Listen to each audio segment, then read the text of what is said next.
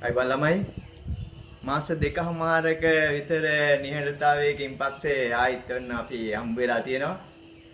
මම හිතන්නේ හම්බුනේ නැති වුණාට අපි මාසයක් විතර වැඩ කරගෙන ගියා. මේක හරි වැදගත් විදියට ඒ වැඩ ටික සිද්ධ වුණා කියලා මම හිතනවා.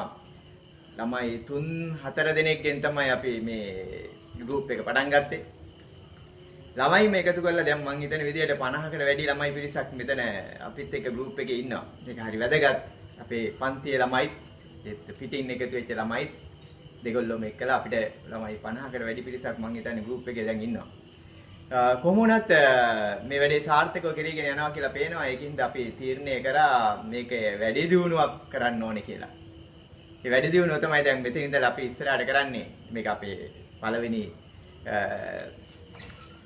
පළවෙනියට ඔයගොල්ලන්ට සපෝට් එකක් දෙන්න 8 වෙනි පේපරේදී වෙනසක් කරනවා කියලා මම කිව්වා. ඒ වෙනස දැන් කරන්න ඕනේ. කොහොමුණත් 7 වෙනි පේපර් එකදී මම ඔයගොල්ලන්ට කිව්වා ළමයි මට ලකුණු 100 තමයි තන කියලා. මට ලකුණු දාපු ළමයින්ගෙන් බහුතරයක් ලකුණු 100 සීමාවට ආවා. ඒක සන්තෝසයි. මම ඉගෙනුවත් ගන්න ඔය ගාන නම් මම උගන්නන්නේ නැතුවත් ඕගොල්ලෝ ඒ ගාන ගන්නවා. මේක වැඩි අපිට බලපෑමක් වෙලා නැහැ. කොහොම වුණත් ලෝකෙටම බලපාන ලෙඩ රෝගයක් පැතිරීගෙන යනවා. මේක අපේ රටට බලපානවා. අපේ රටේ සෑහෙන පිරිසක් මේකෙන් පහත් මානසික තත්ත්වයකටපත් වෙලා තියෙනවා. මම හිතනවා දන්නා නම් පාසල් ළමයින්ගෙන සෑහෙන ප්‍රමාණයක් මේ තත්ත්වෙන් යම් මානසික පහත වැටීමකටපත් වෙලා තියෙනවා. නමුත් අපි ඕගොල්ලෝ මේක තේරුම් ගන්න ඕනේ. ශ්‍රේෂ්ඨත්වය කියන්නේ නොවැටී සිටින එක නෙමෙයි. වැටෙන හැම වෙලාවෙම නැගී සිටින එකයි. එහෙනම් අපි නැගී සිටිමු.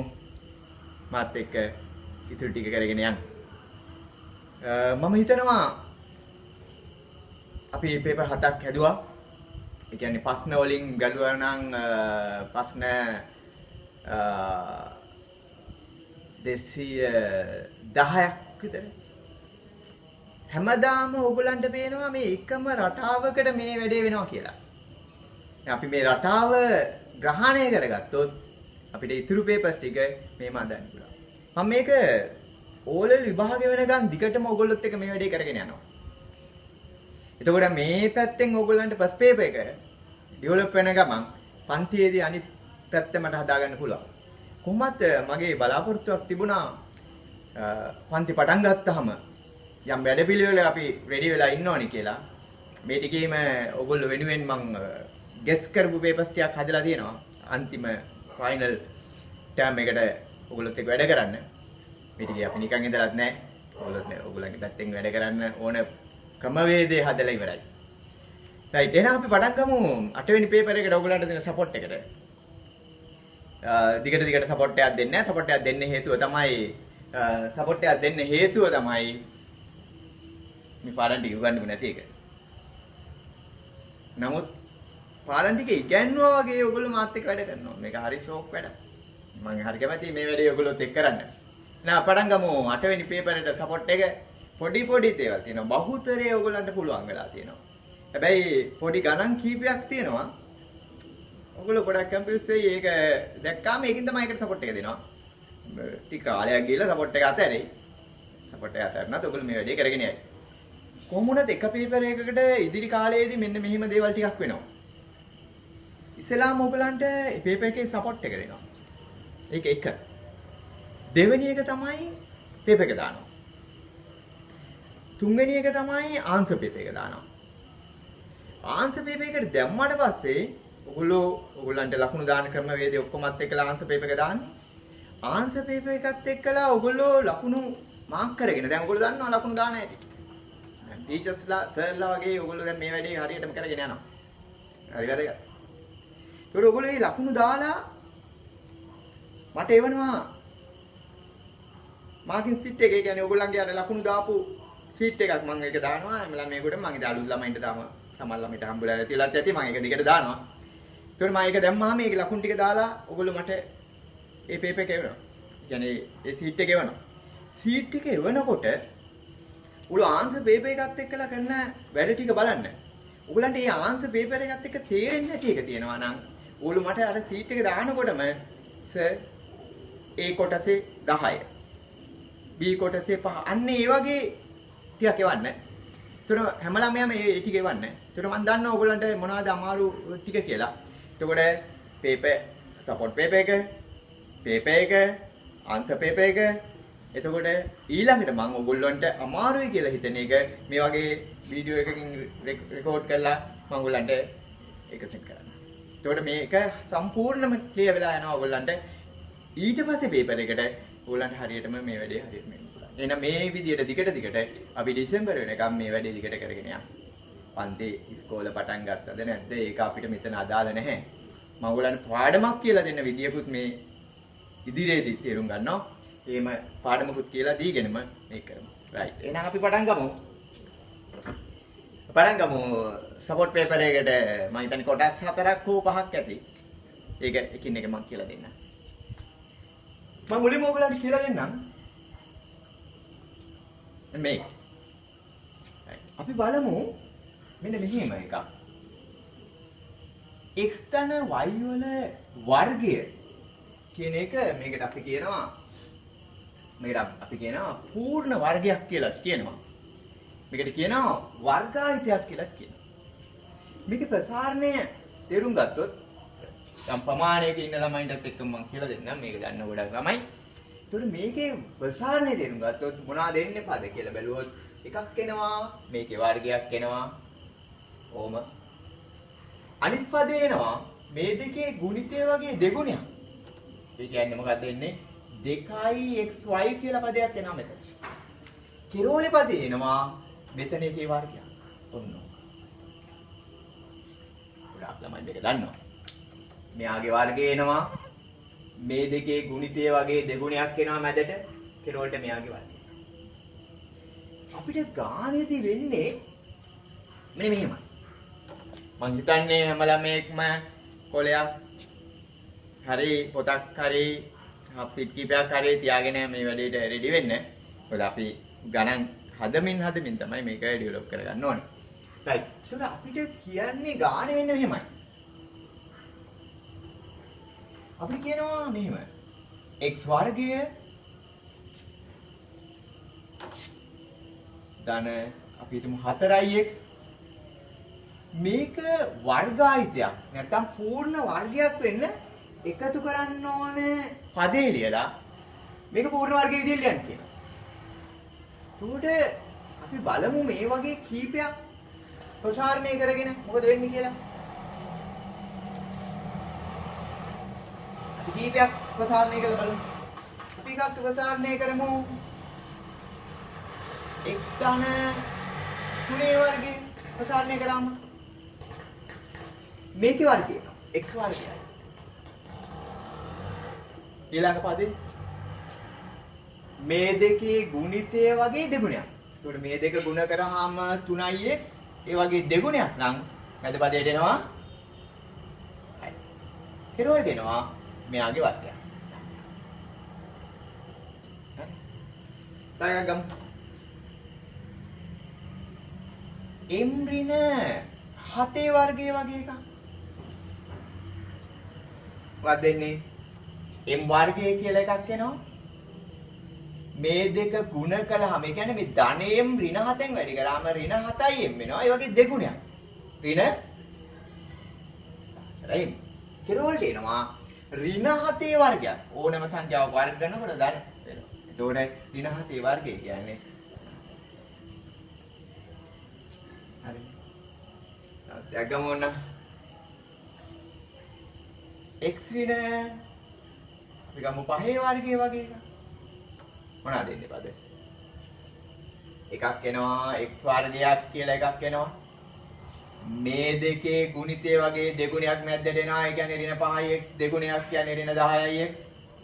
කෙරවලට එනවා 5 වර්ගයක්. හැමතිස්සෙම වර්ගායිතයකින් පූර්ණ වර්ගයක් ප්‍රසාරණය කරගුවන් අන්තිම පදේ ධන පදයක් කරනවා. එකතු කිරීමක් විදියට තමයි එන්නේ. මොකද මේ කෙරවල එක වර්ග කරනකොට යනවා. ඔයගොල්ලෝ බලන්න ඕනේ මෙහෙමයි. මෙන්න මේකයි බලන්න ඕනේ. කෙරවලේ පදේ බලන්න.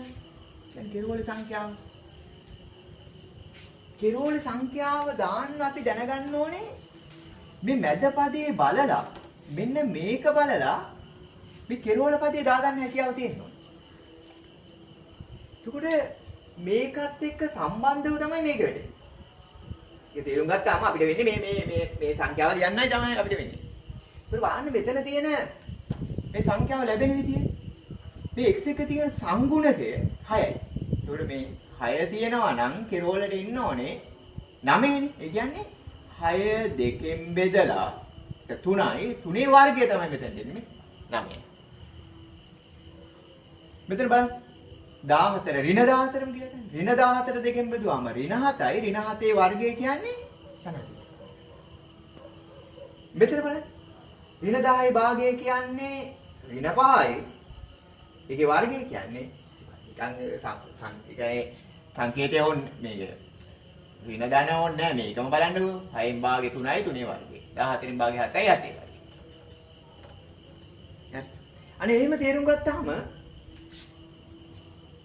මේකෙදි මේක අනිත් පැත්තට තේරුම් ගන්න. එතකොට දැන් මේ හරි පූර්ණ වර්ගයක් වෙන වර්ගායිතයක් වෙන කෙරෝලේ පදේ අපි දන්නවා. ඊට මෙතනින් මේ වර්ගායිතය ලියන විදිය බලන්න. වර්ගයෙන් එනවා මෙතනට x වෙනවා මේ ලකුණ මැද්දට එනවා මෙහෙම. මෙන්න මෙයාගෙන් භාගයක් එනවා මෙතන. අන්න ඒව තේරුම් ගමු. එතකොට මෙයාගෙන් වර්ගායිතේ නැත්තම් පූර්ණ වර්ගය ලියනකොට මේකෙන් x එනවා මෙතනින් මේ ලකුණ එනවා මෙයාගෙන් භාගයක්. මේක බලන්න. මේකෙන් m මේ ලකුණ මෙතන. මේ ලකුණ මැදට එනවා. මෙයාගෙන් භාගයක්. මේක x එනවා මේ ලකුණ එනවා මෙයාගෙන් භාගයක්. හරිනේ. දැන් අපිට පුළුවන් මේ වර්ගායිතයක් වෙන්න කෙරෝලේ ඉලක්කම ලියන්න පුළුවන්. ඒකෙන් වර්ගායිතය. දැන් මම මේක එකින් එකට කියන්නේ ඔයගොල්ලෝ ලියා ගන්න කියලා. ඔයගොල්ලෝ පොත්පත් අරගෙන මේක රෙඩි වෙන්න. ඔයගොල්ලෝ පුළුවන් මේක ස්ටොප් කරලා මේ වැඩේ කරගෙන යන්න. ඉතින් මම වෙලාවක් දෙන්නේ නැහැ. ඔයගොල්ලෝ වෙලාව හදාගන්න. ස්ටොප් කරා ලියාගන්න. මේ විදිහට මේක දැන් පාඩම උගන්වනකොටම ඔයගොල්ලන්ට මම වෙලාවක් කියන්නම් මේම කරන්න කියලා. දැන් මේක ස්ටොප් කරලා මේක ලියාගත්තොත් ඔයගොල්ලන්ට ඉදිරි දෙක කරන්න පුළුවන්. ගන්න ළමයි මහා ලොකු වෙස්සක් ගන්න ඕනේ නැහැ. මේක තේරෙනවා නම් ඒකත් ඉතින් ඉඳන් කරන්න ඔයගොල්ලන් බැරි ටික ඉඳන් ඒක කරගෙන යන්න. එතකොට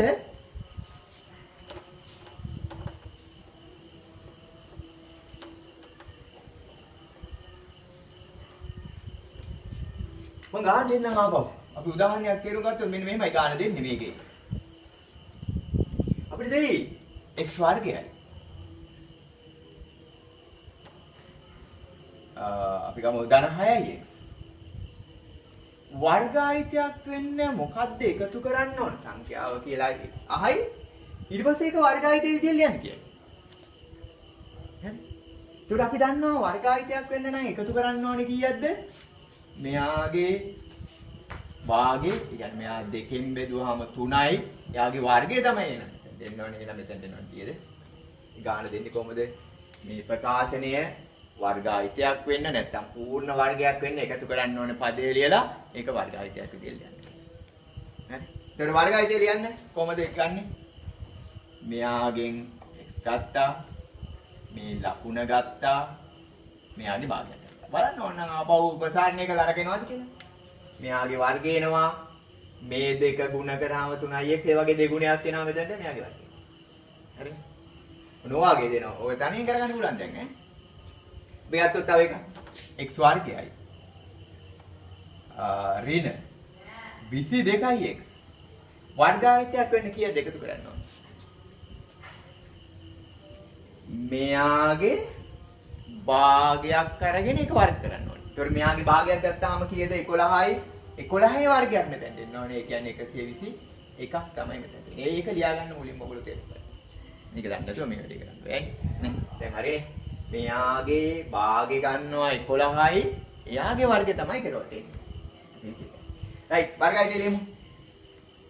මෙයාගෙන් x ගත්තා කිව්වනේ. කරන විදිහ මේක. මෙයාගෙන් ගත්තා එයාගෙන් ගත්තා නෙමෙයි. මේකෙන් ගත්තා මේ ලකුණ ගත්තා මෙයාගෙන් භාගයක්. ඔයාත් ඔක තමයි බලන්න. ඕනම් ඔයගොල්ලෝ ආයිඩියස් එකට මේකෙන් මේක බලන්න. මෙයාගේ වර්ගය එනවා. මේ දෙගුණ කරාම ඍණ 11යි x දෙගුණයක් අපි අපි ඔක ටිකක් එහාට තේරුම් ගත්තොත් මෙන්න මෙහිම ඒවක් තියෙනවා. x වර්ගයයි එන 7x මේක වර්ගායිතයක් වෙන්න කීයද එකතු කරන්න ඕන කියලා අපෙන් අහනවා. දැන් ඉතින් මෙයාගේ භාගය ගත්තොත් පූර්ණ සංඛ්‍යාවක් නෙමෙයිනේ. ඒවා බෙදලා දශම කරලා වර්ග කරන්න යන්න ඕනේ නැහැ. ඒකෝර මේකේ ගන්න ඕනේ 7 දෙකෙන් බෙදලා එයාගේ වර්ගය ගන්න. ඕම නිවන නැහැ. මෙයාගේ සංගුණකෙන් ලකුණු ඕනේ නැහැ. කොහොමද ධන වෙනවනේ. මෙයාගේ භාගය ගත්තා එයාගේ වර්ගය ගත්තා. දැන් මට වර්ගායිතය කියන්නේ මෙයාගේ. කොහොමද වර්ගායිතය එන්නේ? මෙයාගෙන් s එනවා. මේ ලකුණ එනවා. මෙයාගේ භාගය එනවා. 7 පැහැදිලිද? වර්ගය. දැන් ඕගලන්ට මේ පාඩමේදී තේරුම් ගන්න ඕනේ. ලොකු පාඩමක් ඉතින් කියලා දෙන්නම් හිමීට. දැන් ඕගලන් සපෝට් එක දෙන්න වෙන්නේ. සපෝට් එක දුන්නාම වැඩේ කරගන්න දැනගන්න ඕනේ. එතකොට මොකද්ද වෙන්නේ? වර්ගායිතයක් වෙන්න මෙතන සංඛ්‍යාව අපි ලියනවා. කොහොමද ලියන්නේ? මෙයාගේ භාගේ වර්ගය. මෙයාගේ භාගේ 11යි එයාගේ භාගේ. ඒ වර්ගායිතේ තේරෙනවා. මේකෙන් x ගන්න, මේ ලකුණ ගන්න. මේ විදිහට තේරුම් ගන්න. ඒක මේ වැඩේ. මම ඔයගලන්ට ගණන් දෙකක් දෙනවා. බලන්න පුළුවන්ද කියලා. ලියා ගන්න ඕනේවා ස්ටොප් කරලා ලියාගත්තා ඈ. මම මේ ලියා ගන්න කියලා මේ ඊට තියාගෙන පන්ති වගේදී මෙහෙම වෙලාව දෙන්නේ නැහැ. ස්ටොප් කරගත්තා. ඕගලන්ට ඕන ටික ලියා ගන්න. දැන් මේ දෙක බලමු. x වර්ගයයි. ඍණ 16යි x. දාන්න. වර්ගායිතයක් වෙන්න එකතු කරන්න ඕනේ. සංඛ්‍යාව ලියලා වර්ගායිතය ලියන්න. තව එකක් x වර්ගයයි. ධන 3යි x. වර්ගායිතය ලියන්න ඕනේ. වර්ගායිතයක් වෙන්න එකතු කරන්න ඕන සංඛ්‍යාව ලියලා වර්ගායිතය. හරි. දැන් ඉතින් ස්ටොප් කරගෙන මේ වැඩේ කරන්න මේක මම මෙහෙම කරගෙන යනවා. ඔයා ස්ටොප් කරගෙන ඔයාගේ වැඩේ කරලා ඉවර වෙලා ආයෙ ප්ලේ කරගන්න. එතකොට මේක ප්‍රශ්නයක් නෑ. නැත්තම් මේක මං කරාට පස්සේ ඔයාගේ ලියා ගන්න එක නෙමෙයි කරන්න ඕනේ. එහෙනම් මොකද්ද වෙන්නේ මෙතන? මෙයාගේ භාගය 8යි. 8 වර්ගය කියන්නේ නම් මෙතන දෙන්නේ. වර්ගායිතය මොකද්ද? දැන් ඉතින් ප්‍රශ්නයක් නෑ x එනවා. ලකුණ ප්‍රශ්නයක් නෑ. මේක මෙයාගේ භාගයක් 8යි. ඕක තමයි එන්නේ සාධක බැලුවාම මේක තමයි එන්නේ. මෙතන බැලුවාම මෙයාගේ සංගුණකේ 3යි. මෙතෙන්ට එන්න ඕනේ 3 බෙදීම 2. මෙයාගේ වර්ගායිතය වෙන්න ඕනේ. එතන x එනවා. මේ ලකුණ මෙයාගේ භාගය. පැහැදිලිනේ? ඔතන තමයි ඕගොල්ලෝ සාමාන්‍යයෙන් දන්න තැන. දැන් 10 ළමයෙකුටත් මෙතන මේ වැඩේ කරන්න පුළුවන්. ඒ වුණාට මෙතනින් එහාට තියනවා දැනගන්න ඕන එකක්. ඒක වැදගත්. ඒක හැම ළමයෙකුටම වැදගත්. ඒකින්ද අපි එතනට යන්න.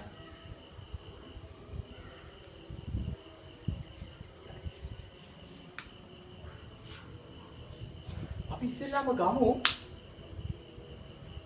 මෙන්න මෙහෙම එකක්.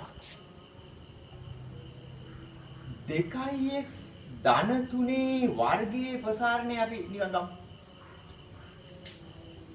2x ධන 3 වර්ගයේ ප්‍රසාරණය. ඒකට එන පද කියන්න මට. මෙයාගේ වර්ගය එනවා. මෙයාගේ වර්ගය කියන්නේ 2 වර්ගයයි x වර්ගයයි. 2 වර්ගය කියන්නේ 4යි x වර්ගයක් එනවා මේ. ඊළඟ පදේ මේ දෙකේ ගුණිතය වගේ දෙගුණයක් එනවා. මේ දෙක ගුණ කරාම 2x 3න් වැඩි කරාම 6x ඒ වගේ දෙගුණයක්. ඒ කියන්නේ මැදට එනවා මොකද්ද? ධන 12යි. කෙරවලට එනවා. හරි. දැන් ඕගලන්ට කියනවා මේක නේ. දැන් 9 තිබුණේ. මෙන්න මේ ටික දීලා මේකත් අතල්ලා දාන්නකො මේකත් නෑ. මේ ටික දීලා වර්ගායිතයක් වෙන කීයද එකතු කරන්න ඕනි කියලා අහනවා. මේ ටික 4x වර්ගයයි ධන 12x දීලා වර්ගායිතයක් වෙන කීයද එකතු කරන්න ඕනි කියලා අහනවා. දැන් අර කලින් වගේ මේ 9 දෙන්නේ ළමයි. 9 දෙන්නේ. හරි 9 තමයි මැකුවේ මම. ඒකට මෙයාගේ භාගය 6යි. 6 වර්ගය කියන්නේ 36යි. ඒක හරියන්නේ නැහැ. 36 නෙමෙයි 9 නේ දෙන්නේ. නෑ ඒ ක්‍රමය හරියන්නේ නැහැ. ඔහොම දුන්නාම අපි එතන 9 තියෙන්නේ. 9 තමයි උත්තරේ 9. ඒතකොට මෙහිම දුන්නාම කොහොමද 9 ගන්නෙ කියන එකයි උගල තේරුම් ගන්න. මෙහෙම දුන්නාම කොහොමද 9 ගන්නෙ? අපි මෙහෙම තේරුම් ගමු. මේක තමයි මේකේ වර්ගාහිතය මේක. අපි මෙන්න මෙහෙම මේකේ වර්ගාහිතය ලියලා කෙරවල ගමුද? මේකේ වර්ගාහිතය ලියනවා නම් එතන 2යි එස්නේ. ඒ කියන්නේ මේකේ වර්ගමූලය මෙතනට එන්නේ. 4 වර්ගමූලය 2යි x වර්ගයේ වර්ගමූලය x. මේ ලකුණ මේනවා මෙතනට ඈ. මේ ලකුණ මෙතනට එනවා. මැද පදේ හැදෙන විදිය බලන්න. මේ මැද පදේ හැදෙන විදිය තේරුම් ගත්තොත් ගත්ත ගමන් ඕගොල්ලන් මේක තේරෙනවා. මැද පදේ හැදෙන්නේ මේ දෙකේ ගුණිතය වගේ දෙගුණයක් අරගෙන. මේ දෙකේ ගුණිතය වගේ දෙගුණයක් අරගෙන. ඒතකොට මේ දෙකේ ගුණිතය වගේ දෙගුණයක් නම් 12x කියන්නේ 12 දෙකෙන් බෙදන්නකෝ. දැන් 6x නේ. එහෙනම් මේ දෙකේ ගුණිතය වෙන්න ඕනේ 6. නේ. මේ දෙකේ ගුණිතය වෙන්න ඕනේ 6x. එහෙනම් මෙතන තියෙන්න ඕනේ කීයද? ඔකේ වර්ගය නේද ඔය කියන්නේ. හරිනේ. මෙයාගේ වර්ගය මේක. මේ දෙක ගුණ කරාම 6x ඒ වගේ දෙගුණයක් 12x. මේකේ වර්ගේ නාරි කෙරවලට එන්නේ නැහැ. එහෙනම් මෙතන තියෙනවනේ. මේකෙදි අපි කරන්න ඕනේ මේක ලියලා මේක ගන්න එක. නේ? කලින් අපි එහෙම කරේ නෑ. කලින් මේක ලියලා මේක ලියුවේ. මේ වගේ වර්ගයත් එක්ක ඉලක්කම සංඛ්‍යාවක් තියෙන එකක්. හරි කල්පනා කරන්න ඕනේ. ඒක කල්පනා. අපිට ගානක් දෙනකොට මේව දෙනවා. ලියා ගන්න ඕනේම කියන්නේ මං නැවතුවා ලියා ගන්න තමන් දැනගන්න ඕනේ. මොකද මේක මේ තියෙන ඒවා නෙමෙයිනේ මේ කියන්නේ. 8 වෙනි පේපර් එකේ ගානක් මෙතන තියෙනවා. මේ ගාන තමයි මේ කියන්නේ. ඒකට 8 වෙනි පේපර් එකේ ගාන හදන්න නම් මේක දැනගෙන ඉන්න ඕනේ. හරි. අපි ගත්තොත් අපි යගම් 4යි උදාහරණයක් විදියට 4යි p වර්ගයේ ඍණ 8යි p අපි අහනවා මේ වර්ගාහිතයක් වෙන්න කීයක්ද එකතු කරන්න ඕනේ කියලා. එකතු කරන්න ඕනේ කීයක්ද කියලා. වර්ගාහිතයක් වෙන්න මෙතන කීයක්ද එකතු කරන්න ඕනේ. 8 දෙකෙන් බෙදුවාම 4යි 4 වර්ගේ 16යි. මෙතන 16 දාලා හරියද? 16 දාලා හරියද? 16 හරිනේ. ඒ වැරදි. වර්ගයත් එක්ක ඉලක්කමක් තියනවා නම් ඒ ක්‍රමය හරියන්නේ නැහැ. හරි. එහෙනම් එතනට මොකක්ද දෙන්න ඕනේ කියලා ඉස්සෙල්ලාම අපි වර්ගාහිතය ලියමු. මෙයාගේ වර්ග මූලය මෙතනට තියෙන්න ඕනේ. අයි වර්ග කරාම මේක දෙන්න ඕනේ. එහෙනම් මෙතන තියෙන්න ඕනේ මොකද්ද? 2යි තියෙන්නේ. මේ ලකුණ හරි. දැන් මේ දෙකේ ගුණිතය වගේ දෙගුණයන්නේ මෙතන තියෙන්නේ. මේ දෙකේ ගුණිතය වගේ දෙගුණයන්නේ මෙතන තියෙන්නේ. එතකොට මේක දෙකෙන් බෙදුවහම මේ දෙකේ ගුණිතය එන්නේ බෑ නේ. ඒ කියන්නේ 4යි p නේ. එහෙනම් මේ දෙක ගුණ කරාම 4යි p වෙන්න ඕනේ. එහෙනම් මෙතන තියෙන්න ඕනේ මොකද්ද? මෙතන තියෙන්න ඕනේ 2 නේද? මොනේ තියෙන්නේ? හරි. ඒකට හරිනේ. මෙයාගේ මේක ප්‍රසාරණේ. මෙයාගේ වර්ගය 4යි p වර්ගය. මේ දෙකේ ගුණිතය වගේ දෙගුණයක් 8යි p. 4යි p 8යි. හරි. මෙයාගේ වර්ගය තමයි කෙරවලට. එහෙනම් කෙරවලට තියෙන්න ඕනේ කීයද? කෙරවලට එන්න ඕනේ කීයද? පැහැදිලි නේ? මේක ටිකක් පොඩක් තේරුම් ගන්න ඕනේ. මේක තමයි ගොඩක් ළමයින්ට වරද්ද ගන්න දෙන හැමතිස්සෙම ළමයි බලනවා මේකේ භාගේ වර්ගයක් මෙතනට දාන්න. හැමෝම කරන එක. කලින් එකේ ඉච්චර දෙයක් නෑනේ. ඕලන්ට මේම දීලා x වර්ගය ඍණ 8යි x කීයක්ද එකතු කරන්න ඕනේ කියලා වුවම ඔයගොල්ලෝ බලනවා මේකේ භාගය 4යි 4 වර්ගය 16යි වර්ගාහිතය ලියන්න කියනවා. මෙයාගේ භාගයක් නේ මෙතනට එන්නේ. ඕක දාන එක හැමෝම කරනවා. හැමෝම ගන්න ඒවා අපි කරන්න ඕනේ නැහැ. හැමෝම කරන්න ඕනේ අපි කරනවා. හැමෝටම බැරි ඒවා අපි කරන්න ඕනේ. ඒ කියන්නේ මේ මොඩල් එකක් දුන්නොත් 75ක් වරද්දනවා. ඒත් අපි ඒක හරි අත්ගත්තාම අපේ දෙන අපි ඉන්නවා.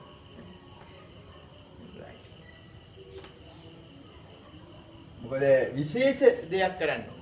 විශේෂ දෙයක් කරපු අය තමයි ඉදිරියට එන්නේ. ශ්‍රේෂ්ඨයෝ වෙන්නේ විශේෂ දෙයක් කරපුවා. ඔයගොල්ලෝ දන්නවා ගියේ 2019 රිසල්ට් එක. අපි තාම ලැබීමෙන් පවතිනවා යම් යම් අපේ බුදුරල කම්පියුටරේ ඉඳන් රිසල්ට් ඔක්කොම අපිට ගන්න බැරි වුණා. පොඩි පොඩි ෆෝන් ඉලෙක්ට්‍රොනික ප්‍රශ්න දැනද 42ක් ළමයි රිසල්ට් කියලා තියෙනවා. ඒකේ අපිට තියෙනවා A 24ක් දැනට තියෙනවා. B 15ක් අපිට තියෙනවා. C 3ක් අපිට තියෙනවා.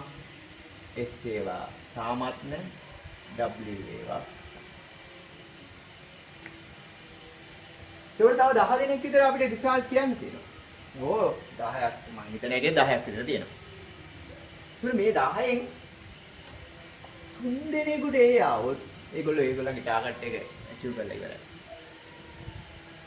ඒක ලොකු දෙයක්. මම බලාපොරොත්තු වෙන්නේ එතන 27 ඒ හරි. 27 ගත්තොත් ඒගොල්ලෝ විනස්ලා විදියට පිළිගන්නවා. මේ හරියට සමානක නොවෙන්න පුළුවන් අපිට අවුරුදු 2කින් මේ හරිය අපි ආවේ නැහැ.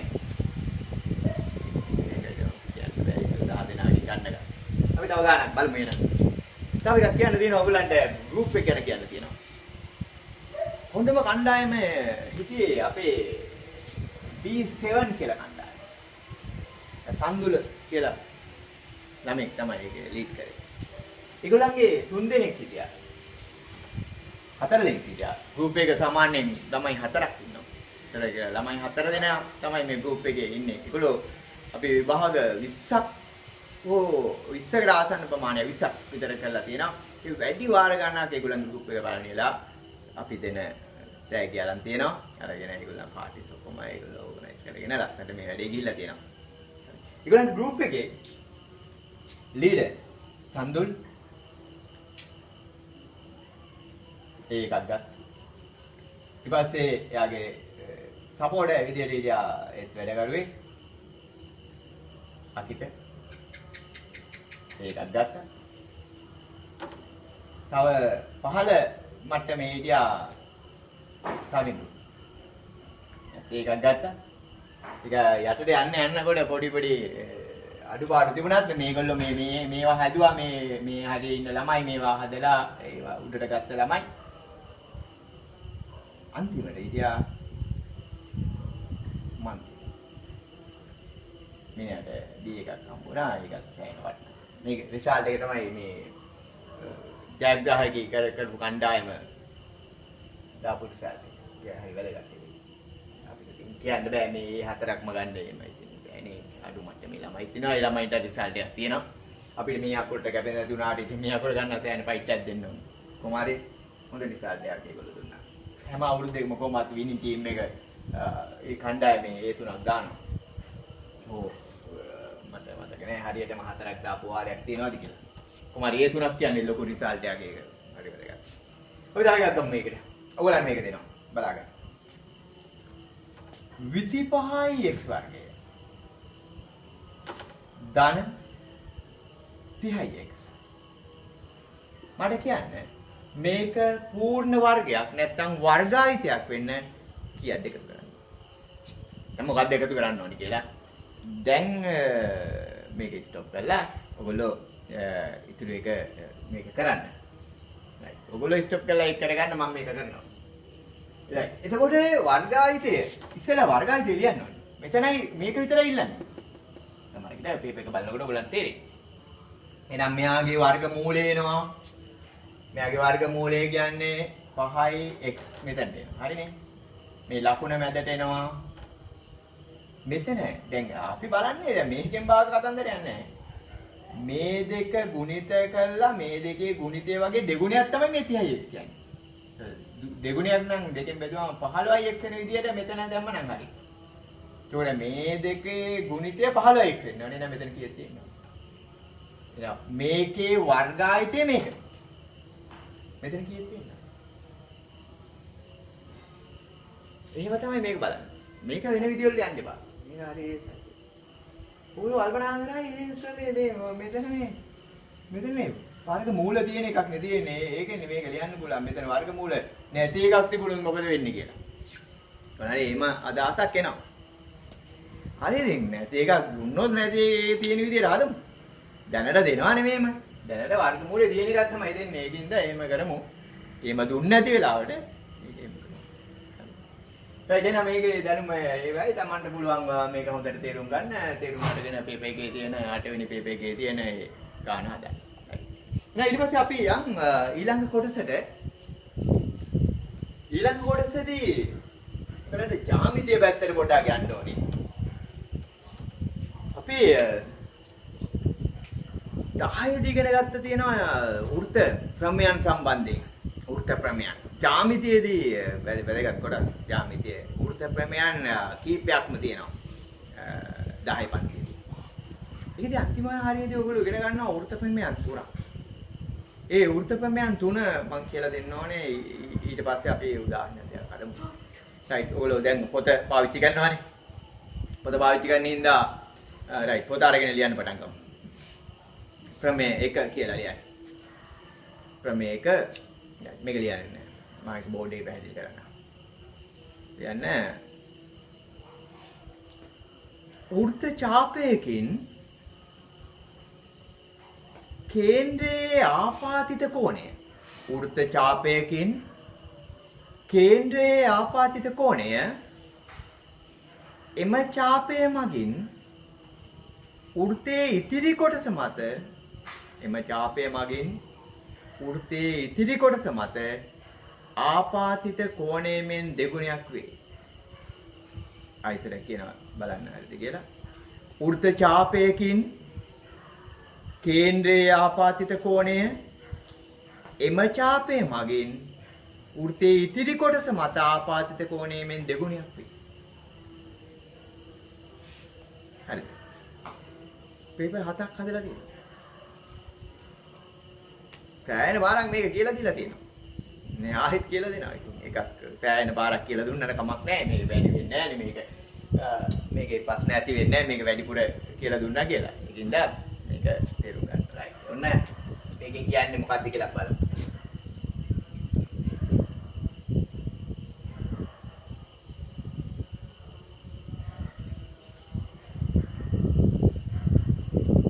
ඡාපයක් තියෙනවා මේ. අපි හිතමු AB ඡාපය. ආර්ථික ඡාපයක් නේ. මේකට කියනවා සුළු ඡාපය, මේක මහා ඡාපය. ඡාප දෙකයිනේ නේ. ලක්ෂ දෙකක් මාක් කරාම ඡාප දෙකයි, සුළු ඡාපයයි මහා ඡාපයයි. එතකොට මේ එක ඡාපයකින් මොකක් හරි කමන්නේ ඒක ඡාපයකින් කේන්ද්‍රය හදන කෝණය. කේන්ද්‍රය හදන ආපාතනය කරනවා කියන්නේ හදනවා කියලා තේරුම් ගන්න ඕනේ. කේන්ද්‍රයේ හදන කෝණය මේක එම ඡාපයේ මගින් වෘත්තයේ ඉතිරි කොටස කියන්නේ මේක. ඒ වෘත්තයේ ඉතිරි කොටස මත මේක.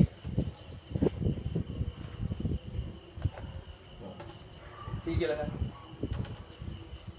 වෘත්ත ඡාපයකින් කේන්ද්‍රයේ ආපාතිත කෝණය එම ඡාපයේ මගින් වෘත්තයේ ඉතිරි කොටස මත ආපාතිත කෝණයෙන් දෙගුණයක් කියලා කියන්නේ. ඒ කියන්නේ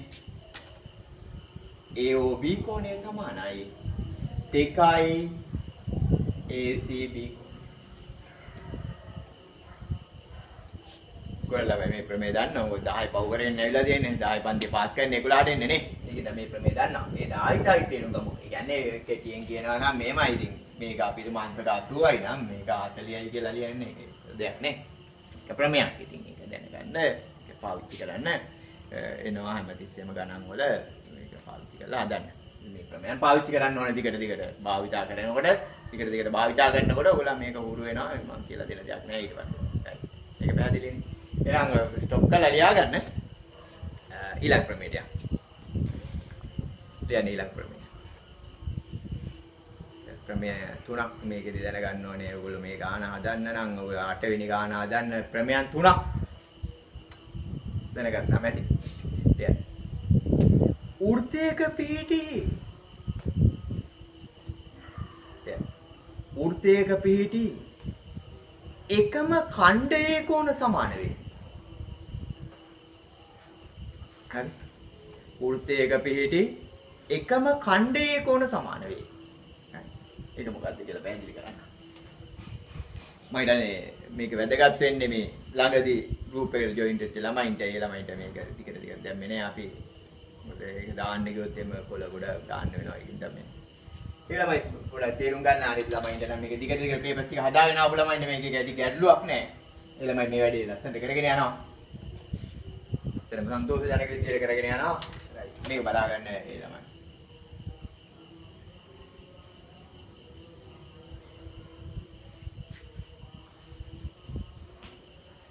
වෘත්තයක පිහිටි එකම ඛණ්ඩයක ඕන. දැන් මෙහෙම ජායක් ඇඳාම මම අඳිනවා AB කියලා ජායක්. ජායක් ඇඳාම මේ වෘත්තය කෑලි දෙකකට වෙන් වෙනවා. වෘත්ත කෑලි. වෘත්ත කෑලි කිව්වම එහෙම කැතයිනේ වෘත්ත ඛණ්ඩ. වෘත්ත ඛණ්ඩ වලට වෙන් වෙනවා. එතකොට මේ කියන්නේ එකම ඛණ්ඩයක ඕන ගැන. වෘත්ත ඛණ්ඩ දෙකයිනේ. එකක් මෙතන එකක් මෙතන. ඒක වෘත්ත ඛණ්ඩ දෙකයි. ඒක අපි එකම ඛණ්ඩයක ඕන කියන්නේ අපි ගත්තොත් මේ මෙතනින් හදන කෝණ.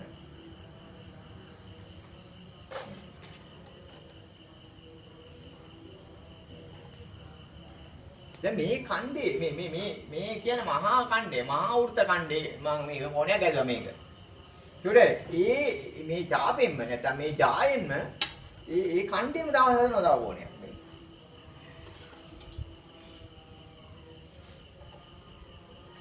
ඒකට මේ ප්‍රමේයන් කියන්නේ මේ හදන කෝණ මේකම ඛණ්ඩේ හදන කෝණ සමානයි කියලා. ඒ ඔකෙන් කියන්නේ ACB කෝණය සමානයි ADB කෝණය කියලා. ඒ කියන්නේ ඔයගොල්ලෝ තේරුම් ගන්න පුළුවන් මේක අන්තක 50යි නම් එකම ඛණ්ඩේ කෝණ සමානයි කියන්නේ. හරි එතකොට දෙවෙනි ප්‍රමේය අපි කියන්නේ වෘත්තයක පිහිටි එකම ඛණ්ඩේ කෝණ සමාන වේ. හරි 10 ප්‍රමේයන්. ඒකට අපි ආයි මතක කරගෙන යන්න 10 කියලා මේක අතරින් බෑනේ. රයිට්. මේක ස්ටොප් කරලා ඔයගොල්ලෝ ලියාගන්න ඒවා ඔයගොල්ලෝ බලා ගන්න ඕනේ. ඒක මම කරන්නේ නැහැ. හැබැයි පොත් අරගෙන වැඩ කරන්න ඕනේ. රයිට්. ඊළඟට අපි යන් ප්‍රමේය 3. හරි. රෙඩිද? ප්‍රමේය 3. අර්ධ වෘත්තයක කෝණයේ සිජු කෝණයක් වේ. හරි. ප්‍රමේය 3 අර්ධ වෘත්තයක කෝණය සිජු කෝණයක් වේ. ඒක ගොඩක් වෙලාවට පාවිච්චි වෙනවා. රයිට් අර්ධ වෘත්තයක්.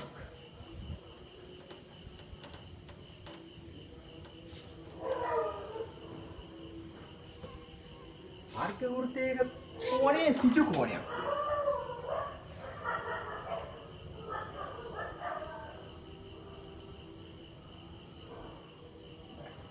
බලමු ආකාරයක් නෙනේ. ආකාර හැඩයක් තියෙනවා වෘත්තාකාර කරමු. අර්ධ වෘත්තයක් කියන්නේ කේන්ද්‍රය හරහා ඇඳාම ඒ වෘත්ත අර්ධ වෘත්ත වෙනවා. මේ කොටස් දෙකයි අර්ධ වෘත්ත. يعني විස්කම්බයෙන් හදන කෝණය කියන එකයි මේ කියන්නේ. විස්කම්බයෙන් පරිධිය හදන කෝණය ගැනයි කියන්නේ. විස්කම්බයෙන් පරිධියේ කොතන හැදුවත් විස්කම්බයෙන් පරිධියේ කොතන හැදුවත් ඒ කෝණය සිජු කෝණයක්. අන්තක 90යි කියන එකයි මේ කියන්නේ. හරිනේ. يعني මෙන්න මේක අන්තක 90යි මෙන්න මේක. කියලා ගමු. කියන්නේ ACB කෝණය 90යි AD. මොකද මේ මෙතන 180යිනේ. හරිනේ. මේ ඡාපයෙන් කේන්ද්‍රය හදපු එක 180යි. හරිනේ. ඒ ඡාපයෙන්ම පරිධිය හදපු එක. එහෙනම් මේකෙන් භාගයක් වෙන්න බෑ. මේකෙදි කියන්නේ ACB කෝණය සමානයි ADB කෝණය සමානයි අංශක 90යි කියලා ඒක පාවිච්චි කරන්න ඕනේ. ඉතින් ගණන් හදනකොට මේවා දැනගෙන ඉඳලා බෑ මේවා පාවිච්චි කරන්න ඕනේ. භාවිතා කරන්න. හරි. එතකොට මේවා එකම කණ්ඩේ කෝණ වෙනවා ඉතින්නේ. හරිනේ. මේක එකම කණ්ඩේ කෝණත් වෙනවනේ නේ. ඒක තේරුම් ගන්න ඕනේ. ඒතර ප්‍රමේයන් 3 පැහැදිලි 10 පන්තියේ තියෙන ප්‍රමේයන් 3 තියෙන විදිහට මම ඒක කරන්න. එහෙනම් උදාහරණයක් මේකෙදී ගමු.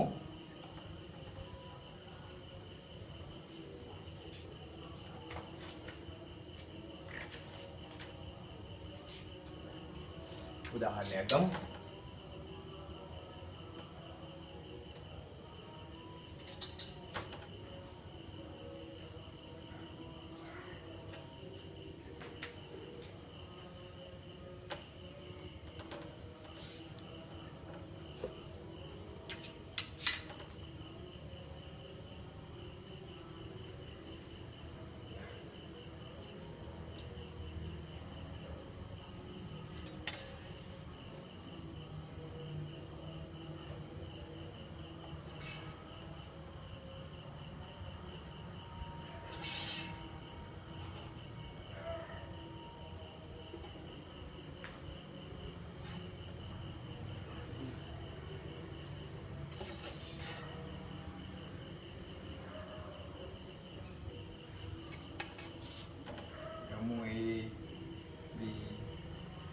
කියලා.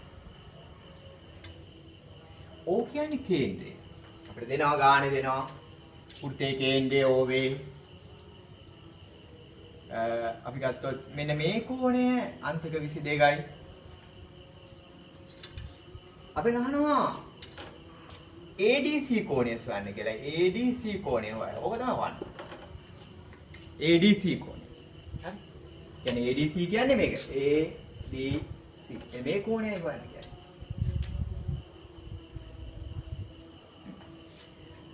try හදන්න බලන්න. හදන්න බලන්න. විනාඩියක් ඔයගොල්ලෝ මේක ඕෆ් කරගෙන පටන් ගන්න හදන්න.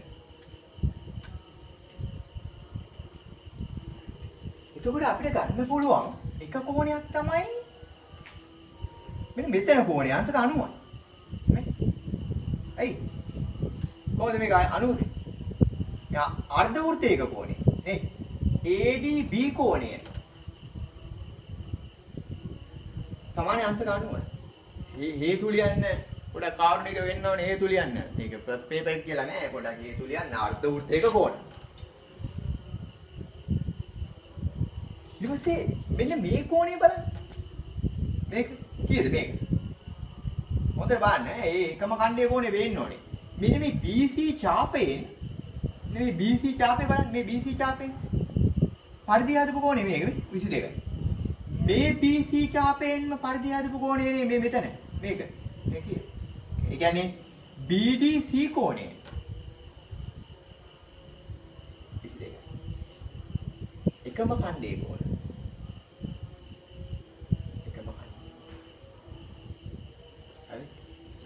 ඒවල හරිනේ මේ දෙක එකතු වෙන්නේ ADC වෙන්න ඕනේ. ADC කියන්නේ 90 මේ මට්ටමට ලියලා හදුවා නම් ඇති.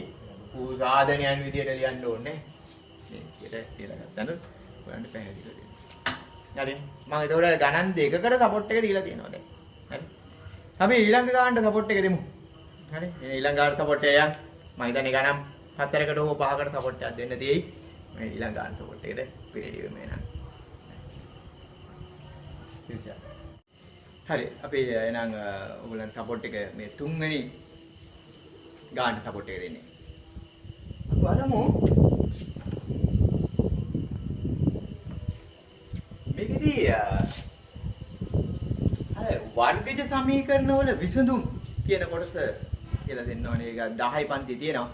ඒත් ඔයගොල්ලන්ගේ මේ 11 පන්තියේ දෙවෙනි වාරයේ තියෙන පාඩමක් මේක. ඒකට දෙවෙනි වාරේ පාඩම් නැති ඉඳලා ඉතින් මේක කියලා දෙන්න වෙනවා සපෝට් එකක් ඕනේ. අපි ගමු මේක x වර්ගයයි ඍණ 2x ඍණ 15 සමානයි බිඳුව. අපිට කියනවා විසඳන්න කියලා. එමත් කියනවා නැත්තම් මේකට කියනවා මූල සොයන්න කියලා. විසඳන්න කියනවා නැත්තම් මූල හොයන්න කියනවා. හරි. ඒක අපි දන්නවා ඉස්ලාම මේ දීලා තියෙන වර්ගජ ප්‍රකාශනය සාධක දෙකක ගුණිතයකට යන්න ඕනේ. ඒකට අපි සාධක හොයාගන්න දන්නවා කෙරෝල් දෙක වැඩි කරලා ඍණ 15යි x වර්ගයයි 15ට චක්‍රයක් බලන්න ඕනේ අඩු කළාම මේ මෙයා වෙන්න දෙකක් වෙන්න. ඒකට අපි දන්නවා 5 3යි මෙතෙන්ට එන්නේ. ලකුණ දානකොට මේ තියෙන ලකුණ අපි ලොකු එකට දාන්න ඕනේ. ඍණ 5යි x ධන 3යි x කියලා මේ පද දෙකෙන. මම මේක සාධක ලියාගෙන යන්න. x වර්ගයයි ඍණ 5යි x ධන 3යි x ඍණ 15 සමානයි කියන්නේ. මෙතන x පොදුයි මේ දෙකට. x ඍණ 5යි ධන 3 පොදුයි x ඍණ 5යි. ඒකට සාධකවල ගුණිතය එනවා එකක් එනවා x ඍණ 5යි කියලා අනික එනවා x ධන 3යි කියලා. ඒ දෙකේ ගුණිතය බිඳුවයි. ඉස්සෙල්ලාම දීලා තියෙන වර්ගජ සමීකරණයක් මේ ප්‍රකාශනයේ සාධක දෙක ගුණිතයක් විදියට ලියනවා. හරිනේ. ඔයගොල්ලෝ 10 දිත් කරලා තියෙන වැඩක් මේ කියලා දෙන්නේ. එතකොට මෙහෙම සාධක දෙකක ගුණිතයක් බිඳුව වෙලා තියෙනවා නම් විසඳුම් වලට යන්න පුළුවන් කොහමද? x ඍණ 5 සමානයි බිඳුවයි හෝ x ධන 3 සමානයි බිඳුවයි. ඒ කියන්නේ මේ පදේ සමානයි බිඳුවයි හෝ මේ පදේ සමානයි බිඳුවයි කියලා. එමනේ අපි විසඳුම් වලට ගිහිලා තියෙන්නේ නේ. හරි. එතකොට විසඳුම් වෙනවා මේක යහ පැත්තට දාලා x සමානයි 5යි හෝ x සමානයි ඍණ 3යි කියලා ධන 3 පැත්තට ගියා. ඒ ගාන දන්න ගාන. මේ දන්න ගාන උගන්වන්න ඕගලන්ට ඕනේ. මේ ගාන තිබුණා නම් පේපර් එකේ මම මේ ගාන කියලා දෙන්නේ. දැන් තියෙන්නේ මොකද්ද? මෙන්න මෙහිම ගානක් දුන්නොත් ඔයගොල්ලෝ කොහොමද හදන්නේ? විසඳුම් 5 හෝ ඍණ 3 වන. ගලාගන්න. විසඳුම් 5 හෝ ඍණ 3 වන වර්ගිත සමීකරණය ලියන්න කියනවා. විසඳුම් 5 හෝ ඍණ 3 වන වර්ග සමීකරණය. දැන් අපිට වෙන්නේ මේක දීලා මෙතන ලියන්න කියනවා. රියල්ස් එකක් දාන්න ඕනේ. නේ? අන්න බලන්න. මේක මෙතෙන්ට යනවා. 5 මෙතන යනවා. ඍණ 5. ඒතකොට x ඍණ 5 සමානයි බිඳුවයි. මේක මෙහෙට ගන්නවා. x ධන 3 සමානයි. දැන් මේ පදයේ බිඳුවයි මේ ප්‍රකාශනයේ බිඳුවයි මේ ප්‍රකාශනයේ බිඳුවයි. දැන් අපිට ගන්න පුළුවන් මේ ප්‍රකාශන දෙකේ ගුණිතය මේ ප්‍රකාශනයෙන් වැඩි කරාම ලැබෙන ගුණිතය මේ බිඳුව වැඩි කිරීම බිඳුවෙන් ලැබෙන්න ඕනේ. ඒ කියන්නේ බිඳුව. හරිනේ? මේක බිඳුවයි නම් මේ ගුණිතය වෙන්න ඕනේ. දැන් ආයි මෙහෙට යන්න එපා. ආයි උඩට යන්න ඕනේ. මේ ද්විපද ප්‍රකාශන දෙක ගුණ කරනවා. කොහොමද ගුණ කරන්නේ? මේකේ තියෙන විදිහෙන් නම් මේ බලන්න. මේ x වලින් මේ ප්‍රකාශනය වැඩි කරලා තියෙනවා. x වරක් මේක. ධන 3 වරක් ආයි මේක වෙන්නේ. උඩානේ වැඩි ගන්න. කොයි පැත්තට වැඩි කරත් එකයි. x වලින් මේක වැඩි කරලා ඍණ 5න් ආපහු මේක වැඩි කරත් මේකෙන් මේක වැඩි කරත් එකයි. ඒතකොට මේක වැඩි කරාම x වර්ගයයි ඍණ 5යි x ධන 3යි x ඍණ 15යි මේක. දැන් මේ දෙක සුළු වෙනවා. ඍණ 5යි x ධන 3යි x කියන්නේ ඒතකොට ඍණ x වර්ගය ඍණ 2යි x ඍණ 15. දැන් මෙතනින් මෙතනට යන්න තමයි අපි එක ගානක් බලමු. ගණන් කීපයක් හදලා මේක තේරුම් ගමු.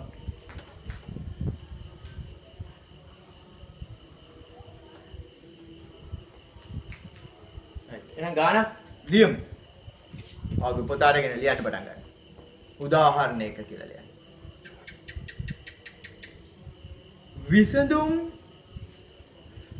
විසඳුම් ඍණ 5 හෝ 3 වන වර්ගිත සමීකරණය විසඳුම් ඍණ 5 හෝ 3 වන වර්ගිත සමීකරණය ax වර්ග ධන bx ධන c සමානයි බිඳුව ආකාරයට ලියන්න. ඒක තමයි ගාන දෙන්නේ. හරි? විසඳුම් නැත්නම් මූල ඍණ 5 හෝ 3 වන වර්ගිත සමීකරණය ax වර්ග ධන bx ධන c සමානයි බිඳුව ආකාරයට. දැන් අපි අර කලින් වගේ පොඩි රිවර්ස් එක පාවිච්චි කරනවා. හරි? කොහොමද ගන්නෙ ඒකට? එකක් ගන්නවා. විසඳුම් කියන්නේ x වල අගයන්නේ x සමානයි ඍණ 5 හෝ x සමානයි 3. ඒ කියන්නේ නේ විසඳුම් ආන්නේ ඕමයි. විසඳුම් කියන්නේ ඍණ 5යි 3යි නම් ඒ කියන්නේ x සමානයි ඍණ 5යි x සමානයි 3යි කියන්නේ. හරි? දැන් අපි මෙහෙට ගන්නවා නේ. x ධන 5 සමානයි බිඳුවයි හෝ මේක මෙහෙට ගන්නවා. x ඍණ 3 සමානයි බිඳුවයි. හරිද? මේ ප්‍රකාශනය සමානයි බිඳුවයි හෝ මේ ප්‍රකාශනය සමානයි බිඳුවයි. දැන් මේ දෙකේ ගුණිතය වෙන්න ඕනේ බිඳුව වැඩි කිරීම බිඳුව. ඒ කියන්නේ බිඳුව. يعني මෙහෙමයි. x ධන 5 වරක් x ඍණ 3 සමානයි බිඳුව වැඩි කරන. හරිනේ. මේ දෙපැත්ත වැඩි කරාම එන එක තමයි මේ දෙපැත්ත වැඩි කරාම එන්න ඕනේ. ඒක වෙන බිඳුව. දැන් වැඩි කර අධිපද ප්‍රකාශනය. මේ x වලින් x ඍණ 3 වැඩි කරනවා. ධන 5න් x ඍණ 3. එතකොට x වර්ගයයි ඍණ 3ix ධන 5ix ඍණ 15යි දුකගම් පොඩ්ඩක් x වර්ගයයි ධන 2ix හරිනේ ඍණ 3ix දුකෙන් පොඩි එක අඩු කරලා මේක තමයි වර්ගය. ඒක ඔයගොල්ලෝ බලයි මේ විදිහෙන් නෑ නේද? මේක ඒ විදිහෙන් නෑ නේ කියලා. ඒ විදිහෙන් නෑනේ මේ විදිහට තියෙනවන්න බලන්න. ax වර්ගයයි ධන bx ධන c සමාන බිඳුව ආකාරයෙන් කියන්නේ. මට කියන්නේ ඒ කීයක් තියෙන්නේ? ඒ තියෙන්නේ 1. ඒ වෙනුවට 1 තියෙනවා. b වෙනුවට ධන 2 තියෙනවා. c වෙනුවට ධනාගයක් නැහැ. ඒ c වෙනුවට තියෙනවා ඍණ 15. හරිනේ? මේ මොඩල් එකට තමයි තියෙන්නේ. මේ තමයි ගන්න. පැහැදිලි නේ? මූල දුන්නා නැත්නම් විසඳුම් දීලා වර්ග සමීකරණය. මෙච්චර කාල 10 ඔයගොල්ලෝ කරලා තියෙන්නේ වර්ගිත සමීකරණය දීලා විසඳුම ගියා. ඒ අනිත් පැත්තට. අපි දැන් එකක් ගමු.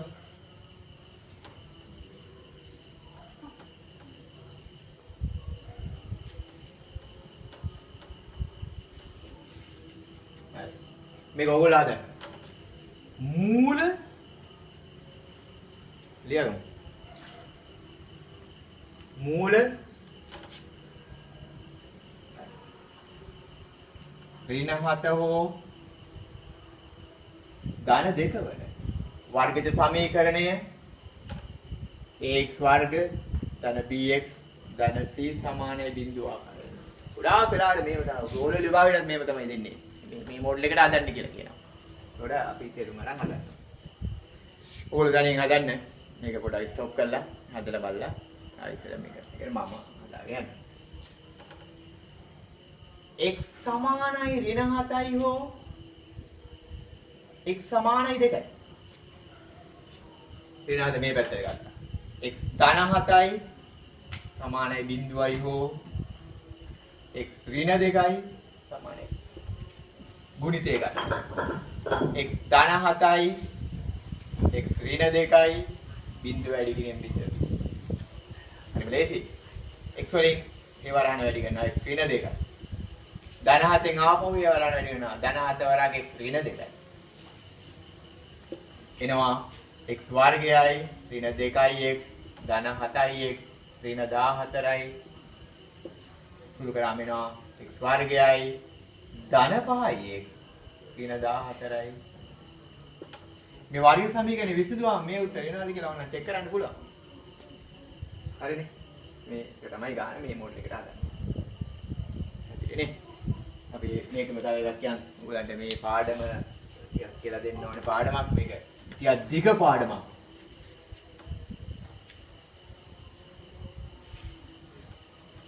මෙහෙම මේ පාඩම උගන්වන්න බෑ. මේක සමීකරණ කියලා පාඩමක්. සමීකරණ දිගට තියෙනවා සමීකරණ කිව්වම තියෙනවා සමගාමී සමීකරණ, සරල සමීකරණ, වර්ගිත සමීකරණ මේ කියලා සමීකරණ පද්ධතියක් තියෙනවා. අපි ඒක ඉගෙන ගමු. පුළුවන් වුණොත් ඔයගොල්ලන්ට පාඩම් මේ විදිහටම දිගට කියලා දෙන්න බලනවා. කොහොමත් අපි පැය 4මාරක පන්තියක් කරන පුද්ගලයෝනේ අපිට එක දවසකට එක පාඩමක් ඉවර ගන්න පුළුවන්. තව එකක් හදමු මේක දිගට තේරුම් ගන්න ඕන එකක්. අපි ගමු මූල බිඳුව හෝ ඍණ 3 වන වර්ග සමීකරණය ලියන්න කියනවා. මූල බිඳුව හෝ ඍණ 3 වන වර්ග සමීකරණය ලියන්න අර මොඩල් එකට. මොන මොඩල් එකටද? ax වර්ග ධන bx ධන c සමානයි බිඳුව ආකාරයට. හරි? එතකොට එකක් එනවා x සමානයි බිඳුව කියලා එකක් එනවා. හෝ x සමානයි ඍණ 3 කියලා එකක්. මේක කමන්නේ මේක තියන්නේ මේක හදමු x ධන 3 සමානයි බිඳුවයි මේක එහෙම තියාගන්න මට ඕනේ මේ මොඩල් එකනේ ඒතකොට මේකයි වැඩි කරාම x වර x ධන 3 සමානයි බිඳුවයි යෝම හරි මෙතන හදන්න දෙයක් නැහැ x සමානයි බිඳුව ඒක හරි x සමානයි ඍණ 3යි දැන් මේක ගත්තා ධන 3යි බිඳුව දැන් ඔයද ගුණ කරමු එනවා x වර්ගයයි ධන 3යි x එතකොට මේක මේ මොඩල් එක කොහොමද කියලා බලන්න. මේ මොඩල් එක තියෙනවා ඉතින්. 1යි A කියන්නේ 1යි B කියන්නේ ධන 3යි C කියන්නේ ඉතින් නෑ. කියන්නේ බිඳුවයි එතන බිඳුව. හරි. අපිට මේකේ සබ එක කොටසක් තියෙනවා මේකේදී ඔයගොල්ලන් කියලා දෙන්න මේ පාඩමක් මම උගන්වන්න බෑ ඉතින් ඒ වුණාට ඔයගොල්ලෝ යම් ප්‍රමාණයකට මේක පටන් ගත්ත එකයි. යම් ප්‍රමාණයකට ගෙනියන්නම් මේ කොටසම. අපිට කියනවා විසඳුම්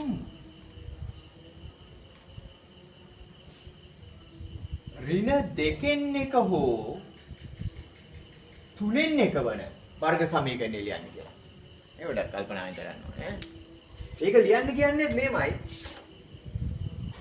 ax වර්ග bx ධන c සමාන බිඳුව ආකාරයට කියනවා a b c නිකිල වෙනවා කියලා. නිකිල. නිකිල කියන්නේ ඍණානන්තේ ඉඳන් ධනානන්තයට වෙනකන් තියෙන පූර්ණ සංඛ්‍යා භාග දශම තියන්න එපා කියලා කියන්නේ. මේ මොඩල් එකට තියෙන්න ඕනේ. පොඩ කල්පනාවෙන් බලන්න ඕනේ. එතකොට මේකෙදි එනවා x සමානයි ඍණ භාගයයි හෝ x සමානයි 3න් 1යි කියලා ඕම. හරිනේ. මේ මූල විසඳුම් කියන්නේ x වලා කියන්නේ කියන එකයි. නේ ඕම. අපි ගමු අර කලින් විදිහට මේ පැත්තට ගමු. x ධන භාගයයි සමානයි බිඳුවයි හෝ x ඍණ 3න් 1යි සමානයි. ඕම තියාගෙන ගුණ කරන්න යන්න එපා. එක ලයින් එකට ගමු. හරියට ලයින් කරමු. එහෙනම් අපි මේක වැඩි කරමු. මේ සමීකරණය වැඩි කරමු දෙකෙන්. මෙයා දෙකෙන් වැඩි කරාම 2x. මෙයා දෙකෙන් වැඩි කරාම 2 කැපිලා යනවා මෙතන ධන 1යි සමානයි බිඳුවයි. හෝ මෙයා 3ෙන් වැඩි කරමු මේ සමීකරණය. එතකොට මෙතන යනවා 3x ඍණ 1යි සමානයි. දැන් හරිය විදිහට ගුණිතය ගමු. 2x ධන 1යි 3x ඍණ 1යි සමානයි බිඳුව වැඩි කිරීම බිඳුව කියන්නේ. දැන් අර කලින් වගේ ප්‍රසාරණය කරා. 2x වරක් 3x ඍණ 1යි ධන 1 වරක් 3x. එනවා 6x වර්ගයයි ඍණ 2x ධන 3x ඍණ 1යි සමානයි. අන්තිම සුළු කිරීම එනවා 6x වර්ගයයි ධන x හරිනේ ඍණ 2x ධන 3x කියන්නේ ධන x ඍණ 1යි සමානයි. හරිනේ. දැන් බලන්න.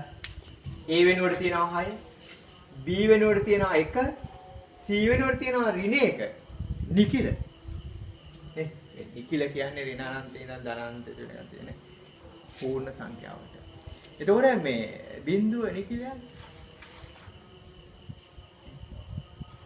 බිඳුව නිකිලයක්. සංඛ්‍යා රේඛාවක් මත ලකුණු කරන ඔක්කොම නිකිල. එහෙනම් බිඳුව ලකුණු කරනවානේ නේ බිඳුව. now ඔයගලන්ට දැන් ඕකේ ඔයගලන්ට දැන් ගණන් 3කට සපෝට් එක දීලා තියෙනවා. මම හිතන්නේ ගණන් 4කට සපෝට් එක දුන්නාම ඇති කියලා හිතෙනවා ඉතින්. අපි ඊළඟ ගානට එන සපෝට් එක දෙමු. right. අපි ඊළඟ ගානේ සපෝට් එක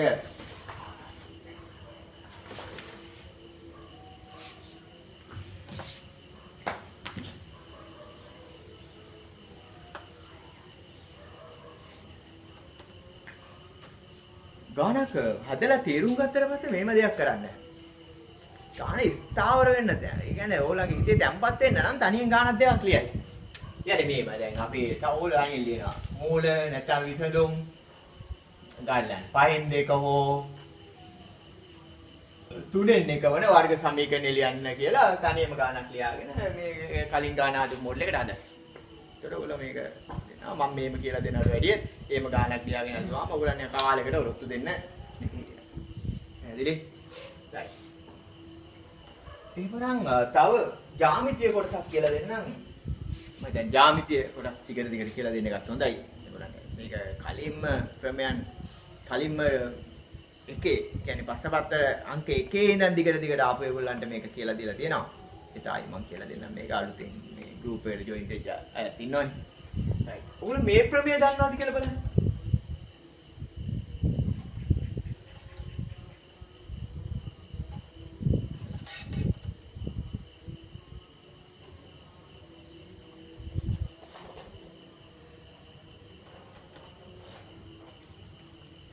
ප්‍රමේය ලියමු. පොත ගන්න. ලියා ගන්න ප්‍රමේය. ත්‍රිකෝණයක පාදයකට සමාන්තර වැඳි සරල රේඛාවෙන් ත්‍රිකෝණයක පාදයකට සමාන්තර වැඳි සරල රේඛාවෙන් ඉතිරි පාද දෙක සමානුපාතිකව ඡේදනය කරයි. බලන්න හරියද කියලා. ත්‍රිකෝණයක පාදයකට සමාන්තර වැඳි සරල රේඛාවෙන් ඉතිරි පාද දෙක සමානුපාතිකව ඡේදනය කරයි. කියන්නේ මේක ත්‍රිකෝණයක් තියෙනවා. එක පාදයකට සමාන්තර අඳින සරල රේඛාවක් මේවා.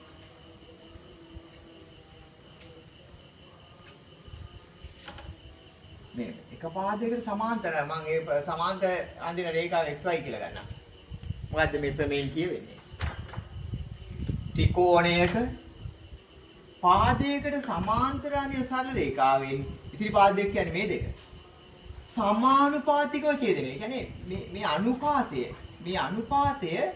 සම අනුපාතිකව තමයි ඡේදනය වෙන්නේ. ඒ කියන්නේ මේක කියන්නේ මෙහෙමයි ඉතින්. කියන්නේ මේ AX අනු XB ඕම ලියාගෙන ගණන් හදන්න බෑනේ. ඕම ලියාගෙන ගණන් හදන්න ගියාම පොඩි අවුල් නේද ඒක. එහෙනම් අපි මෙහෙම ගමු. අනුපාතය නේ AX අනු XB කියන්නේ AX බෙදීම XB කියන එකමයි. ඒ කියන්නේ මෙහෙම ලියන එක ලේසි ඔයගොල්ලන්ට. AX යට XB සමානයි AY යට AY යට YC. ඔන්න ඔය මොඩ් එකට හදන්න. දැන් තේරුම් ගත්තාම මේක හදලා මේක තමයි මම හිතන්නේ 20 25 අතර එක 15ට වැඩි ගණන් අතරේ මේ හැමදාම හැමෙස්සෙම වගේ තියෙනවා. දැන් ඔල විභාගයේ පේපර් එක නම් මේ ප්‍රමේය පාවිච්චි කරන හැමතිස්සෙම ඒගොල්ලන්ගේ දෙවෙනි වාරේ පේපර් ගන්න. මේක පාඩම අර සමකෝණික ත්‍රිකෝණ කියන පාඩමේ තියෙන කොටස. මේක දැනගන්න ඕනේ තමයි. මේක තමයි ගොඩාක් වෙලාවට පාවිච්චි වෙන්නේ. අපි මේක උදාහරණයක් ගමු. ඔයගොල්ලෝ මේ සටහන් කරගන්න මේවා දිගට සටහන් ටික තියාගන්න. එතකොට ආයි බලලා ඔයගොල්ලන්ට ඊළඟ පේපර් එකට යනකොට මේවා රෙඩි කරගෙන මේක කරගන්න පුළුවන්. හරි. මේක සටහන් කරලා තියාගන්න. අපි උදාහරණයක් ගමු. මෙන්න මෙහෙම දෙනවා.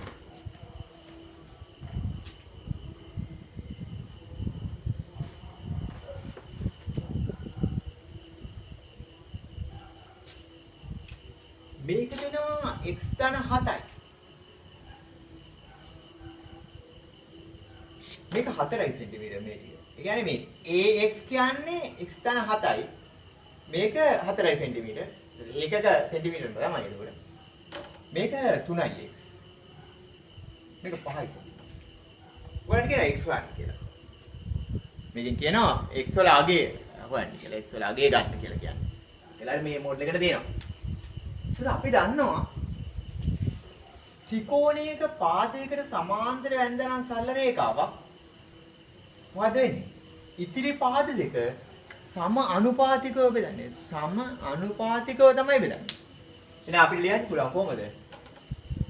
x ධන 7 බෙදීම 4 සමානයි 3x බෙදීම මේ මොකද? පැහැදිලිනේ? මේක බෙදීම මේක සමානයි. අපි හරක් උත්තර කරමු. පස්වරක් x ධන 7යි. සමානයි 4 වැඩි කිරීම 3යි. එතකොට 5x ධන 35යි සමානයි 12යි. x වැඩි පැත්තට x අඩු එක ගෙනියමු. ඒක ලේසියි. 35 සමානයි 12x ඍණ 5x. 35 සමානයි 7x. 7ෙන් බෙදමු. يعني x සමානයි 5යි. මේ මොඩල් එකේ ගණන් තියෙනවා. ඒවා දැනගෙන ඒවා හදන්න. මේ ප්‍රමාණයට මේක දැනගත්තාම ඇති මේක ලොකු පාඩමක්. මේ පාඩම් උගන්වන්න ගත්තාම මම මේක පැහැදිලි කරලා දෙන්නම්. මේකට අදාළ ටියුට් එකක් තියෙනවා. ටියුට් එක හදාගෙන යන ගමන් අපි මේ ටික කරගෙන යන්න ඕනේ. එතකොට මේක හරි. මේක වැදිනේ සපෝට් 4යි. ඉගෙන ගණන් 4ක් මම කියලා දීලා තියෙනවා. ලකුණු 8ක්ම මට දැන්ට ලකුණු 8ක් මම ඔයගලන්ට දීලා තියෙනවා නොමිලේ. තව සපෝට් එකක් තියෙනවා. දැන් අලුතෙන් ජොයින් වෙච්ච ළමයි තේරුම් ගන්න ඕනේ. ඔයගොල්ලෝ දන්නවා ජාල රේඛයයි සංඛ්‍යාත බහුවස්ත්‍රය අඳින්න. ගොඩාක් වෙලාවට මේ පේපර් 7ක් අපි කරාම පහකම තිබිලා තියෙනවා ජාල රේඛයයි සංඛ්‍යාත බහුවස්ත්‍රය අඳින්න. පහකම නෙමෙයි. දැන් ඕල විභාගයක් ගත්තාම නිකන් හැම පේපර් එකකම වගේ අපිට ජාල රේඛ සංඛ්‍යාත බහුවස්ත්‍ර අඳින්න එනවා. ඒතකොට ජාල රේඛ අඳින්නේ කොහමද? සංඛ්‍යාත බහුව වශයෙන් අඳින්නේ කොහොමද කියලා මම පොඩි ගානක් අරගෙන පොඩි හැඳින්වීමක් කරන්නම්. අලුතෙන් ගෲප් එකට ආපු ළමයින්ටත් තියෙනවානේ. ඒ ළමයිත් මේ 8 වෙනි පේපර් එක හදන්න බලාගෙන ඉන්නවානේ. ඉතින් දැන් මම ඕගොල්ලන් ඉල්ලීමක් කරනවා. පේපර් එක හදන්න, පේපර් එක සපෝට් එක දෙනවා, පේපර් එක දෙනවා, මාකින් ස්කීම් එක දෙනවා. ලකුණු දාලා එවන එක ඕගොල්ලන්ගේ යුතුයකම. ලකුණු දාලා එවන්න නැත්නම් ඒක හොඳ නැහැ. ලකුණු දාලා එවන්න සමහර ළමයිට ලකුණු එවන්න මොකක් හරි චකිතයක් තියෙනවා ඇති. ඒ වුණාට මේ මටනේ ලකුණු එවන්නේ මම දැනගන්න එපා ඔයගොල්ලන්ගේ ලකුණු මට්ටම. ඉතින් ඔයගොල්ලෝ ලකුණු දාලා මට ඒක එවන්න. මම මේක දැන් වල පෝස්ට් එක ගන්න නැහැ මෙච්චරයි කියලා. ඔයගොල්ලෝ ලකුණු දාලා එවන්නේ. ඒතකොට මම දන්නවා ඔයගොල්ලන්ගේ ඩෙවලොප්මන්ට් එක කොහමද, ඔයගොල්ලන්ට මොනවද වෙන්න ඕනේ, මම මොනවද කරන්න ඕනේ, ඒ ටික මම කරන්න නම් ලකුණු දාලා අනිවාර්යයෙන්ම මේ ගෲප් එකට ආපු ළමයි ඔක්කොම මගේ ළමයි. මගේ පන්ති ඉගෙන ගත්තද පිටින් ගෲප් එකට ජොයින් වුණාද කියලා නෑ. ඔක්කොම ළමයි මගේ ළමයි. ඒ හැම ළමයෙක්ම තමන්ගේ නම දාලා මේ ලකුණු ටික දාලා එවන්න. මම ඔයගොල්ලන්ගේ ඉතුරු කොටස් ටික හදන්න ඕන කොහොමද කියලා ඔයගොල්ලන්ට මේ පාඩම් ටික කියලා දෙන්න ඕනේ කොහොමද කියලා තේරුම් කරලා හිමීට දෙන්න. කොහොම හරි දෙසැම්බර් වෙනකොට ඔයගොල්ලෝ හැමෝම මේ මට්ටමට ගන්න තමයි මම මේ වැඩසටහන කරගෙන යන්නේ. මේ මගේ ලොකු ලාභ ප්‍රයෝජනයක් මේකෙන් මට නෑ. ඔයගොල්ලන්ව ඩෙවලොප් කරලා ඔයගොල්ලන්ගේ හොඳ තැනකට දාලා ඔයගොල්ලන්ට ඉදිරි කාලේදී හොඳට ජීවත් වෙන්න පුළුවන් තත්ත්වයක් ඇති කරන එක තමයි මගේ වගකීම, මගේ යුතුයකම. ඒකින්ද ඒක මම හරියටම ගන්නවා. ඔයගොල්ලෝ ඔයගොල්ලන්ගේ වැඩ ටික හරියට කරන්න. අපි ජාල රේඛයකට යමු. පොඩි ජාල රේඛයක්. ඊළඟ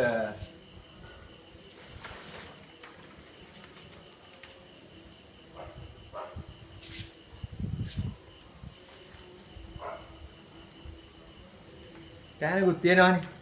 එහෙනම් අපි ලියාගමු.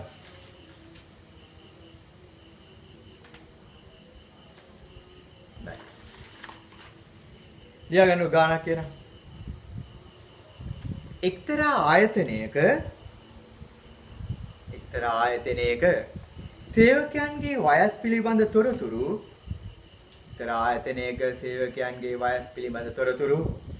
පහත වගුවෙන් දැක්වේ.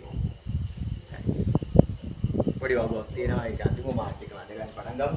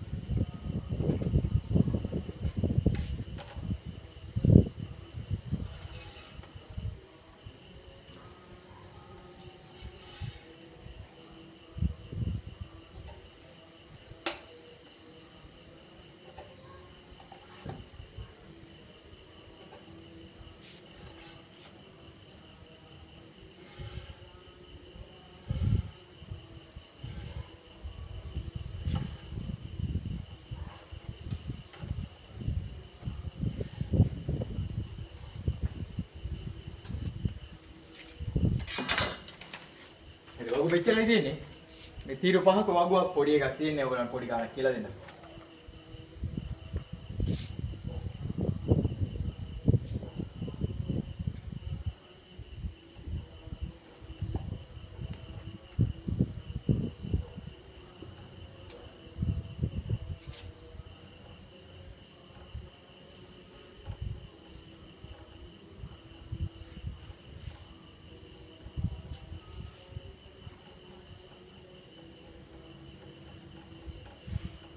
එතන තියෙනවා වයස අවුරුදු මේකේ සේවකයන් සංඛ්‍යාව.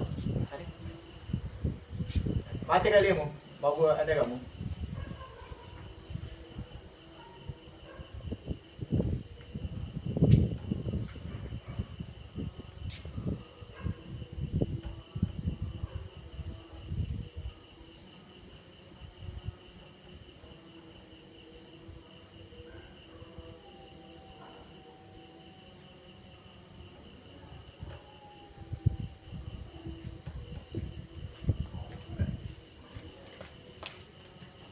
වගුව ඇඳ ගන්න.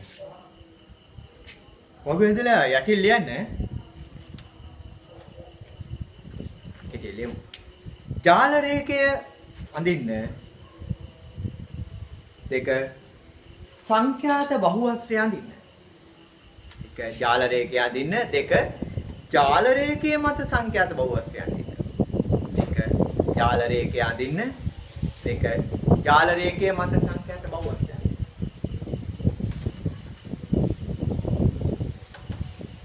බලන්න හොඳට. ජාල රේඛය අඳිනකොට ඇඳගෙන යන්න ගන්න එපා. ඉතින් බලන්න මේ පන්ති පාන්තර වල තරම බලන්න. මේව බලාගෙන යන පන්ති පාන්තර වල තරම බලන්න. මේක 5ක තරම. මේක 25 35 10යි. මේක වගේ දෙගුණයක්. මේක 35 45යි. ඒ සාමාන්‍ය තරම. 40 55 15යි. තුන් ගුණයක්. මේක 55ට. ඒක සාමාන්‍ය තරම. පොඩිම තරම 5යි ඒක මේ. මේක ඒක වගේ දෙගුණයක්. ඊළඟ උස ගන්නකොට දෙකෙන් බෙදලා ගන්න. මම පැහැදිලි කරන්නේ ඒක. මේ 6ක් උස ගන්න. මෙතන සාමාන්‍ය තරම වගේ 3 ගුණයක් නේ. එහෙනම් උස අඳිනකොට ඒක 3ෙන් බෙදලා දෙන්න. හරිනේ. ඉස්සෙල්ලා මේක කරගන්න ඕනේ. ජාල රේඛයක් අඳින්න කිව්වාම අඳගෙන යන්න හදන්න එපා. ඒක ඉස්සෙල්ලාම බලන්න පන්ති පාන්දර තරම් මේ බලාගෙන. මේ පහයි පොඩිම තරම් බලන්න පහයි. ඒක වගේ කී ගුණයක්ද කියලා බලන්න. දෙගුණයක් එනනම් උස දෙකෙන් බෙදලා ගන්න. මේ තියෙන ගාන ගන්න එපා. ඒක දෙකෙන් බෙදලා ගන්න. මේක තුන් ගුණයක්, ඒක තුනෙන් බෙදලා ගන්න. එහෙනම් අපි අඳින්න පටන් ගමු. අඳින්න පටන්